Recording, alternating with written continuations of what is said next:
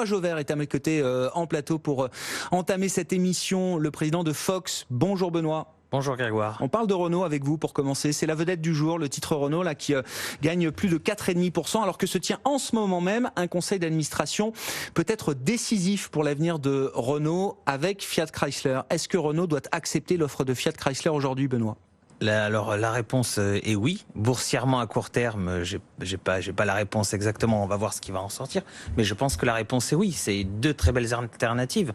Première alternative face à Nissan. C'est une première chose. Et puis la deuxième, enfin, il y a même trois. C'est une ouverture au marché américain qui est très importante. Et puis surtout les synergies de coûts et puis le fait que l'automobile, on arrive en fin de cycle, mais un cycle de 100 ans, pas un cycle de 4 ans. Donc se réunir et faire un grand européen face à Volkswagen ou face à Toyota ou face à quelques grands, avec la fusion avec Nissan qui semble avorté, pour l'instant, en tout cas mal en point. La réponse est oui. Après, est-ce qu'on doit avoir 14 ou 15% ? Qui doit être le maître à bord ? Je préférerais que ce soit la France. Voilà. Bien interrogé sur la France, j'avais une idée aussi. Non, mais de toute façon, l'État français a négocié une position effectivement au capital bien sûr, mais au conseil d'administration de Renault Fiat Chrysler. Est-ce que Benoît, vous ça a un sens ? Vous n'êtes pas né de la dernière pluie. Les garanties sur l'emploi, qu'est-ce que ça vaut ? Un ensemble qu'on construit comme ça, vous le dites vous-même, en fin de cycle, grossir en fin de cycle, est-ce que c'est la bonne stratégie ? Et puis la question de la valorisation de Renault quand même, qui est une logique industrielle. Ok, mais sur le prix, sur l'idée d'une fusion entre égaux, il y a des fonds activistes qui font quand même un peu entendre leur voix en disant qu'il faut peut-être pas non plus que Renault se brade à n'importe quel prix. Non, alors vous avez raison, mais je n'ai pas le sentiment que ce soit vraiment bradé. C'est la valeur la moins chère du monde quand même. Là, c'est quand même un joli coup pour Fiat. Non, c'est vrai. En plus, oui, c'est un beau coup. Ouais. Oui, si on revient sur les cours que j'avais et les cours de value, c'est sûr que c'est un beau coup. Mais est-ce qu'on est value parce qu'on arrive sur des secteurs qui sont complètement vieillissants ? On avait évoqué ça il y a quelques semaines et la réponse est oui. La prochaine étape, on ne sait pas si c'est l'hydrogène ou ce sera l'électricité, mais c'est plus le moteur explosion. On veut plus me faire rentrer avec ma voiture dans Paris. On va bientôt plus vouloir me faire rentrer avec ma voiture en Île-de-France. Donc c'est pas cher, mais j'allais dire ça les vaut. C'est pas cher, mais pour des raisons structurelles. C'est la moins chère du secteur, c'est vrai. Ça, oui. Mais est-ce qu'on doit surpayer en ce moment le secteur automobile ? La réponse est non. Voilà. Est-ce qu'on doit faire une parité à 50-50 ou est-ce qu'on doit être à 60-40 ? Ça, je sais pas. C'est quelques jeux. En revanche, vous dites quand on arrive en fin de cycle, est-ce que la solution c'est de devenir gros ? Il y a deux solutions. Soit vous faites de la niche. Vous appelez Ferrari, ok, ou 2 chevaux, hein, Emery Club de Cassis, j'en suis membre. C'est pas coté, mais voilà. Donc voilà, c'est aussi de la niche, mais je suis pas sûr que ça fasse un EBITDA ou un résultat qui satisferait un investisseur privé. Ou alors vous faites de la masse et dans la masse il faut se réunir, il faut faire des économies de coûts et c'est le cas de Renault. Et vous dites si Renault fait le choix de Fiat Chrysler, oui forcément c'est une alternative à une alliance plus poussée avec Nissan. C'est forcément comme ça qu'on regarde les choses. Je sais pas comment est-ce qu'en face ils vont l'interpréter. On l'a jamais su pendant 5 ans et même Carlos Ghosn, à la fin, il pensait qu'il savait puis il savait pas. Donc je vais pas me prononcer. Mais en tout cas, c'est une bonne alternative. 2, ça permettra de rééquilibrer un débat et une discussion avec Nissan. Ou Nissan, comme vous voulez. Non, mais vous avez le droit de dire Nissan. Je vais pas vous. Ou Nissan, mais en tout cas, ça va réellement permettre de rééquilibrer un débat et une discussion. Et dans tous les cas, si les projets de fusion intégrale avec Nissan étaient avortés, c'est une très belle alternative. On récupère un marché français et on devient un gros poste et beaucoup d'économies de coûts. Ils annonçaient 5 milliards d'euros d'économies d'achat. Donc vous dites quand même Renault a pas trop intérêt à vouloir négocier trop durement cette proposition faite par Fiat Chrysler. Des fois, c'est bien quand les politiques rentrent dans le jeu. Je l'avais dit pour Air France. Des fois, c'est bien qu'ils s'écartent un peu. Là, je suis pas sûr qu'il faille être très présent. On verra. Conseil d'administration donc en cours chez Renault pour décider de la suite à donner à la proposition de Fiat Chrysler. Le titre Renault en progression de près de 5%, puisque je le rappelle, différentes sources rapportaient que l'État français et Fiat Chrysler avaient réussi à aplanir leur point de friction, notamment sur la position de l'État français qui pourrait obtenir un siège au Conseil d'administration en cas de fusion entre Renault et Fiat Chrysler. Un autre sujet de marché, Benoît, qu'il faut qu'on évoque, ce sont les valeurs technologiques américaines. Les GAFA, les FANG ont choisi choisi l'acronyme qu'on veut, on sait tous de quoi on parle, c'est Google, Amazon, Facebook, Apple. Toutes ces valeurs-là, toutes ces firmes-là sont menacées potentiellement par les régulateurs américains, par la justice américaine et les régulateurs américains, d'enquête sur leurs pratiques en termes de concurrence. Il n'y a rien de concret pour l'instant, mais les simples rumeurs ou rapports de presse hier qui allaient dans ce sens-là, dans la presse américaine, ont mis à mal les cours de bourse. La menace est prise au sérieux. Oui. Alors je vais avoir un avis moins tranché que pour Renault, mais il y a deux choses. Est-ce qu'en ce moment, on a des positions dominantes de la part d'acteurs américains? La réponse est oui. Est-ce qu'Amazon est dominant dans son secteur? Oui. Est-ce que Google l'est? Oui. Est-ce que vous prenez Android et Apple? Est-ce qu'ils sont dominants? Après, c'est du cas par cas, mais oui, il y a sans doute des positions de domination. Il y a des positions de domination. Bon. Alors après, pour reprendre les discussions que j'avais ce matin en salle de gestion, mais n'importe qui pourrait même monter une centrale et le redistribuer. Oui, mais il va avoir un petit peu moins de moyens, et notamment les moyens de la bourse et des banques. Bon. Donc, la première, est-ce qu'il y a une position dominante qui s'est créée? Oui, ça c'est sûr, et c'est la même chose en Chine. La deuxième sujet, c'est que pourquoi est-ce que ça a été pris au sérieux? Parce qu'aux États-Unis, quand un juge a décidé de couper une position de quasi-monopole, il coupe les sociétés en quatre. Ça s'est vu dans les banques, ça s'est vu dans le téléphone, ça se voit de manière régulière par grands cycles. Donc c'est normal que ce soit pris au sérieux parce qu'ils vont vraiment au bout de leur idée de libéralisme et de couper les positions dominantes. Ouais. Voilà. C'est pour ça, je pense que c'est pris très au sérieux. Ouais. Et ça l'a été, mais tous les 20 ans, il y a vraiment à chaque fois une scission. Les banques de détail avec les banques d'affaires. Enfin, ouais, C'était une menace que le marché avait en tête, mais qui n'était pas du tout. Non, mais en tête, sans l'intégrer dans les prix de ces valeurs-là. Là, maintenant, il va falloir intégrer un peu plus cette menace de régulation dans les prix de ce groupe de valeurs. Encore une fois, qui est le socle le plus solide qu'il existe peut-être dans le marché aujourd'hui. Je vais reprendre une partie de la conversation qu'on a eue juste avant de démarrer l'émission. Les gens investissaient dans ce type de valeurs parce que ça devenait même des valeurs défensives. Non, ça reste toujours des valeurs de croissance. Et à la fin, l'État, quand il change les règles, il y a toujours un impact. Voilà. Ça reste une valeur de croissance avec ses risques. C'est un peu la fin de la récré, quoi. Non mais c'est comme ça qu'on l'a senti hier. La réaction de marché montrait bien que les investisseurs ça y ressemble beaucoup.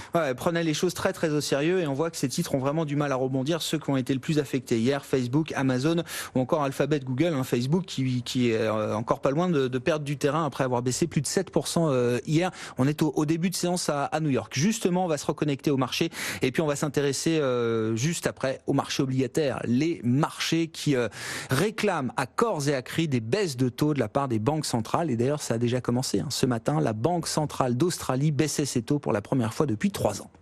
Votre programme avec Lenovo et Intel.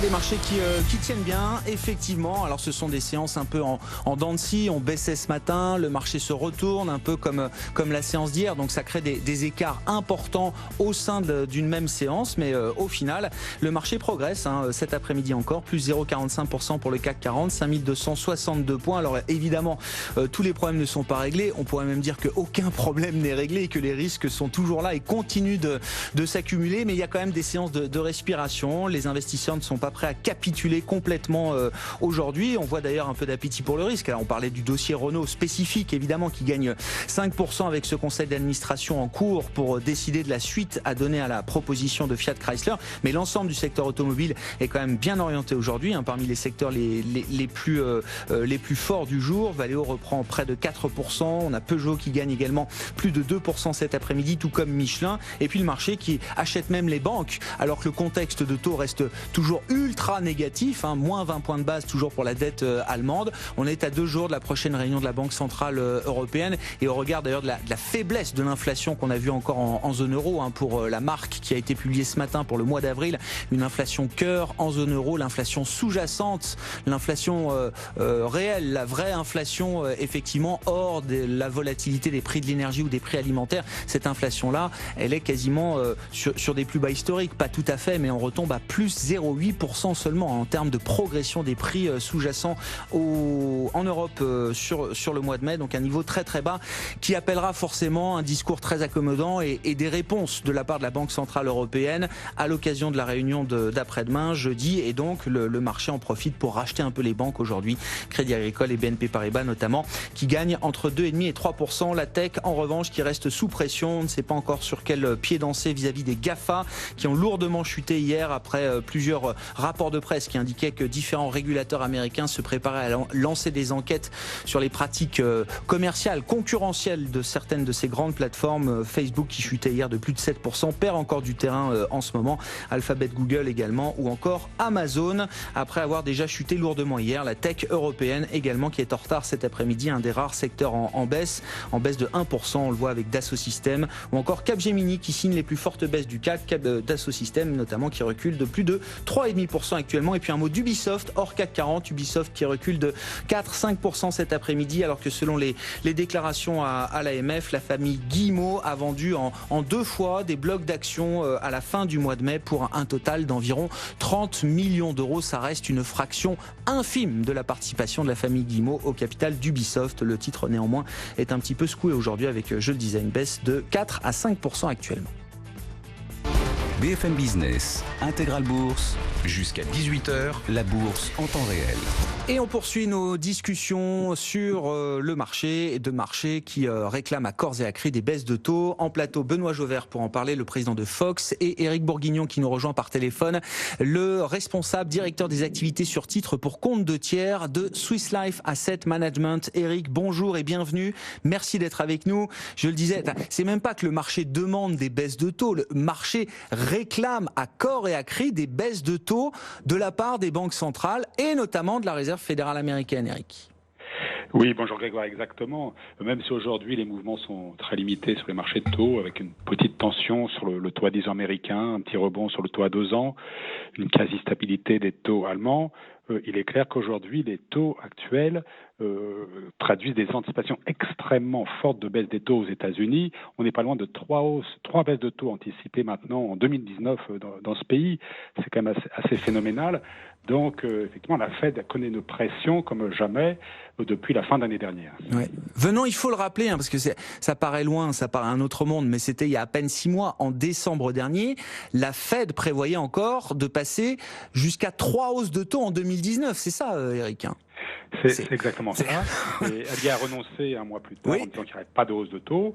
Et là, maintenant, le marché, comme vous le disiez, vraiment mise maintenant sur au moins 2 baisses de taux dès cette année, dans le contexte de crise géopolitique, de ralentissement économique, de ralentissement de l'inflation présente et anticipée. Donc le marché vraiment est à fond engagé dans ce pari. Il attend avec une certaine angoisse, je veux dire, le discours de Powell de cet après-midi. Ouais, est-ce qu'il faut écouter le marché? Est-ce que le marché a raison, dans une certaine mesure, d'anticiper justement ces baisses de taux des banques centrales? Et ce sont des baisses de taux pour quoi faire, d'une certaine manière, Éric? Est-ce que c'est pour gérer une récession? Tout le monde n'arrête pas de nous dire qu'on n'est pas en récession et que la récession n'est pas là pour dans les prochains mois, qu'il y a encore une partie de l'économie qui tourne bien, notamment la consommation, l'économie domestique reste solide. Si c'est pas pour gérer une récession, à quoi ça sert là? Non, moi je pense que le marché a tort. Je pense que nous ne sommes pas au bord d'un risque de récession aussi évident qu'il semble l'indiquer. Maintenant, ce qui est quand même tout à fait impressionnant, c'est que justement à la fin de l'année dernière, la Fed, qui avait également un scénario très différent de celui du marché, a plié complètement face aux anticipations de marché, n'a pas voulu aller contre ces anticipations au risque de provoquer un krach boursier, par exemple. Ouais. Ils sont un peu cornerisés de ce point de vue-là. Là, c'est le patron de la Fed de Chicago qui s'est exprimé en début d'après-midi sur les médias américains, Charles Evans, qui dit les marchés voient quelque chose qu'on ne voit pas encore dans les données économiques. Et il ajoute qu'il faut sans doute faire attention aux signaux de marché. Oui, tout à fait. C'est pas un homme de marché qui dira l'inverse. Mais je comprends. Mais néanmoins, il y a un grand risque à s'opposer à ces anticipations, parce que la réaction de ces marchés pourrait être incontrôlable. Et malheureusement, les banques centrales, et ça date pas d'hier, ça date du moins Greenspan, ont donné la très mauvaise habitude de soutenir les marchés quand ils avaient des velléités de relâchement, de krach en quelque sorte.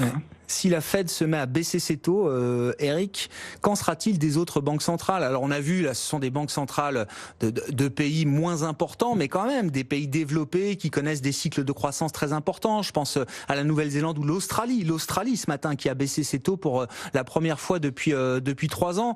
Si la Fed commence à embrayer, Eric, comment ça va se passer pour la Banque centrale européenne?